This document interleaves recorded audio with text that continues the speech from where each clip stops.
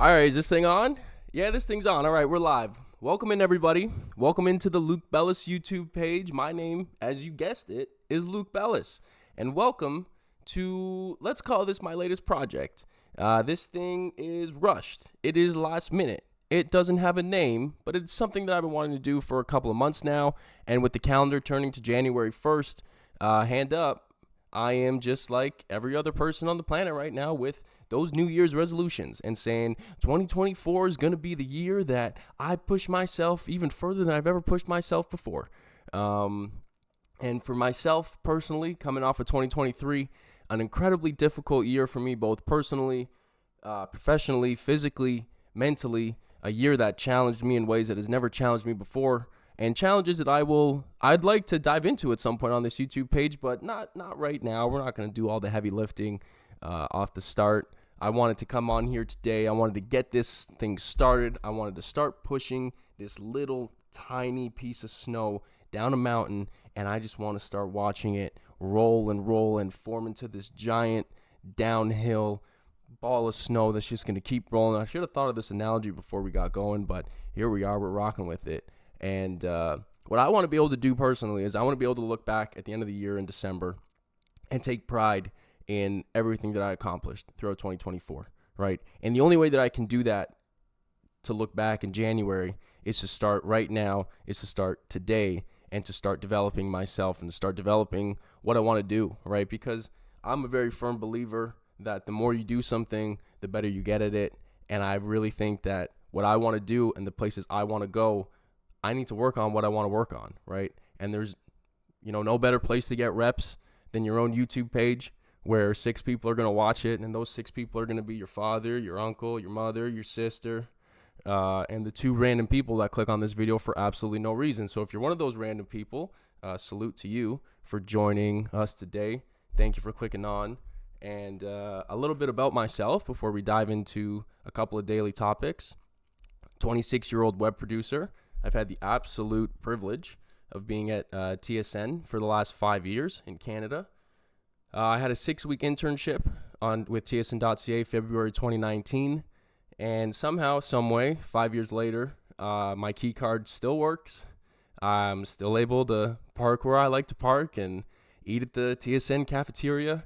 Get to take a lot of pride in the work I do, and on top of everything that I'm fortunate enough to do at work, I feel like I'm able to do some other stuff on the side, and this is a project that I want to do. Something that I believe in is, if you want to be successful on social media, TikTok in particular, you got to hit people over the head, right? You got to give people a reason to come back every single day and see what you have to say, because frankly, no one knows who I am and no one cares what I have to say.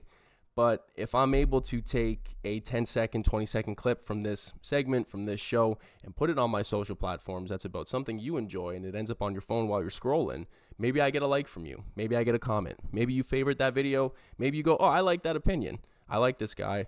Let me follow him. Oh, he's got a YouTube account. Oh, he's got a show, right? If I can put TikTok videos up and get a couple thousand views on some clips, and one of those people end up at this page, well, then that's a win. And frankly, if none of you end up interacting with any of these videos at all, I'm still going to consider this a win if I'm able to look back a month from now, 3 months from now, 6 months from now, and say, look at how bad I was at this at January 1, and look at how it's evolved in April, in May, right? Look at this little rinky-dink thing that I made on Photoshop yesterday, right? I'm hoping 6 months from now, if we're still doing this is going to look better. It's going to maybe be animated with a timer, right? Maybe it'll highlight what we're talking about. But for now, there's no way that I can look back at the end of the year and reflect on what I've done if I haven't started it. So this is my day one, right? This is my story. My name is Luke Bellis. I'm a 26-year-old with a journalism degree living in my parents' basement, as you can tell, right? My father's a very big Leafs fan. He also rides bikes, does the Ride to Conquer Cancer every single year. Shout out Steve Bellis, going 10 years strong. Ride to Conquer Cancer, a cancer survivor himself. And shout out Team Coraggio. The amount of money that they've raised for cancer research can go beyond any sort of amount that I can even comprehend. So an incredible group of men that are often down here on this bike, chatting to each other on Discord and on Zwift and doing all this stuff. So, forgive the distractions in the background. This intro's already taken 5 minutes. I plan for this being a daily 5-minute show. So typically we're not going to do 5 minutes on Luke Bellis, right? Typically I'm going to get on here and I'm going to say, yo, week 17 of the NFL. What a win for the Baltimore Ravens yesterday. Lock up the 1 seed. Cash the futures. Good for us, right? Hey, pat on the back. Pat on the back, all right? This is one thing I learned. Stay in front of the mic, right? But we're going to pat ourselves on the back here. Back in August, we did a lot of research. We put in a lot of time. We made a lot of bets. And a lot of those bets were on the Baltimore Ravens. Those bets are going to get home, right? Ravens 1 seed, plus 850. Cash it. Ravens division, plus 210. Cash it. Lamar 16-1 to win MVP. I think that's going to cash. We got them to win the Super Bowl. And we also have correct matchups. Niners, Ravens, Eagles, Ravens. Not feeling as great about Eagles, Ravens anymore, but still, heck of a win for the Baltimore Ravens. I think they've passed every test that they've had this year. You know, they went to San Francisco as 5.5-point dogs and mollywopped them. Then they back it up the next week. That game against Miami a couple days ago was the ultimate letdown spot, in my opinion, right? You go West Coast on Christmas, you come back slightly, with less rest than the Dolphins, and they just walked in there and they just took care of business, right? And I think Lamar's a really big reason why. You can go read what he's saying, you can listen, you can watch his interviews. He is inspired to just lead this team to a championship, and it doesn't seem like anything's going to satisfy him along the way, right? The Ravens have heard everything that people have said over the last couple of years about their postseason shortcomings, and I'm glad that they have a guy like Lamar at the helm who is level-headed and is saying, hey, this is awesome. This has been a great year, but we have a lot more to accomplish. And I'm really excited to see how things shake out for them in the divisional round. I think they got a chance to make a really deep run at this and end up at the Super Bowl. It would be pretty unfortunate, I think, if the Browns end up going to Baltimore for the divisional round, because that just seems like a nightmare scenario of Joe Flacco going back to Baltimore to end their season. And as a Colts fan who rode with Peyton Manning to Denver, Joe Flacco's broken my heart a couple of times. So if this all comes full circle and he puts an end to my Ravens futures, then I'm going to need to have a word with Joe Flacco. But the only other two things that I want to get touching on today is the Kansas City Chiefs. Big win for them against the Cincinnati Bengals, a game that I don't really think they deserve to win.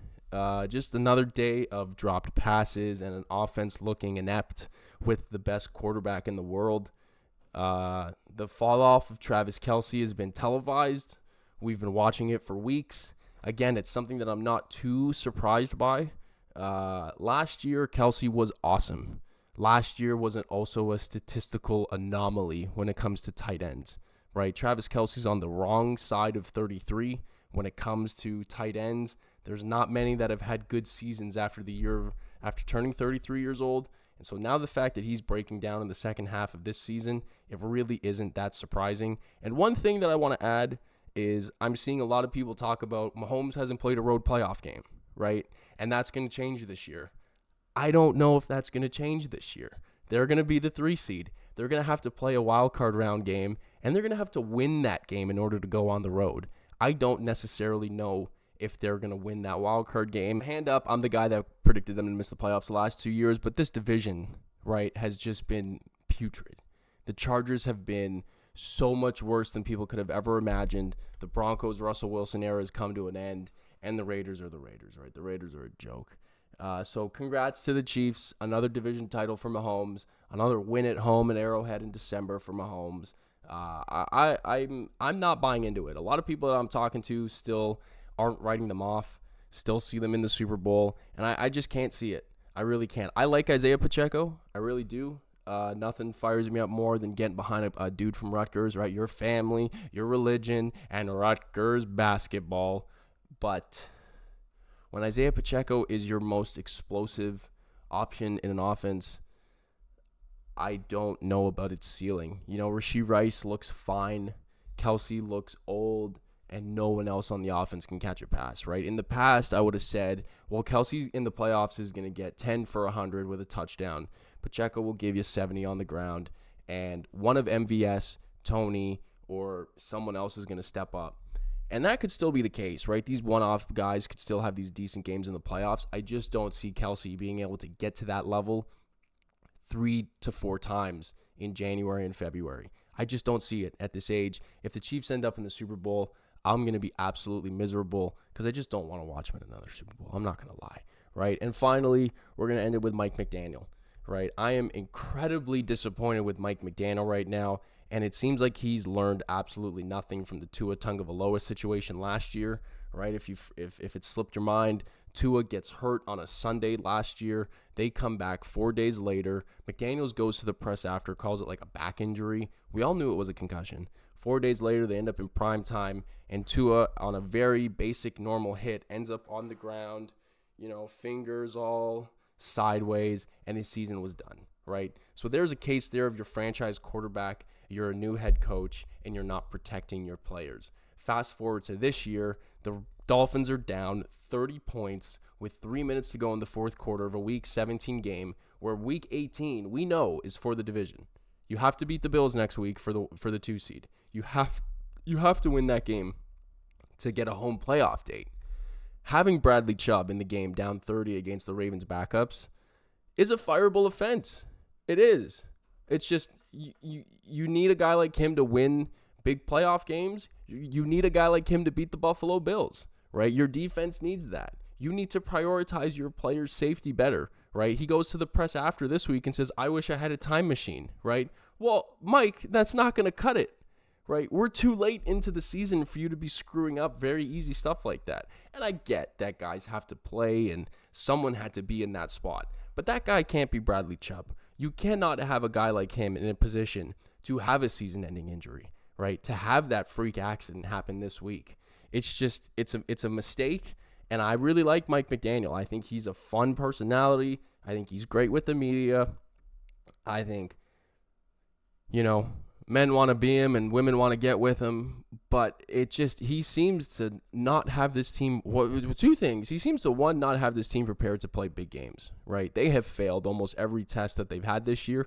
And that Ravens game was another prime example of having an opportunity to show the league that you're serious and falling flat on your face, right? It's that Dolphins performance, I think, is what a lot of people expected from the Ravens last week against the 49ers, and that just didn't happen, right? And Mike McDaniel needs to be better.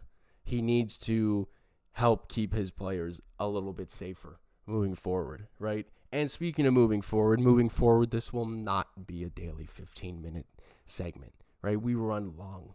We have, right? And I'm a tired boy. So that's probably going to do it for us today. I think I can get a couple of clips out of this. I'll end the show with a question today, if you're still watching. And I mean, it's right there, so you can probably see it. This thing needs a name. And I'm terrible with names. When it comes to naming stuff, I'm not very creative at all, right? Believe it or not, I didn't pick my name, right? My name's Luke. Had I had to pick a name, I don't know what I would have picked on. I probably would have flipped a coin or done something weird like that, So, if you're out there and you're watching, hey, shout out to you for making it this far through the video, because this is bad. But that's the whole point of doing this, right? You can't get better at something if you don't start doing it, right? And you can't evolve if you never start. So we've started, and I'm pretty excited to see what this year has to offer. I'm excited to see where things end up personally, professionally, all that good stuff. I think 2024 is going to be an awesome year, 2023 sucked. Who cares, right? The calendar flipped. It's a new year. The awesome thing about a new year is I get to put up a new calendar at my desk. My sister, every year, the first gift that we get on Christmas is a calendar of, it was my nephew's, but now my niece is in it as well. And so every month we just get to flip over and see new pictures of 3 of just the cutest kids I've ever seen in the world. So I don't have it on me, but I'll have to bring it down and showcase it every first of the month moving forward. Thanks for joining us. This has been episode 1 of hopefully a lot more to come. And maybe it's episode 1 of 1. Maybe we never do this again. And if that's the case, thank you for witnessing history. 1 of 1, baby. We out. Peace.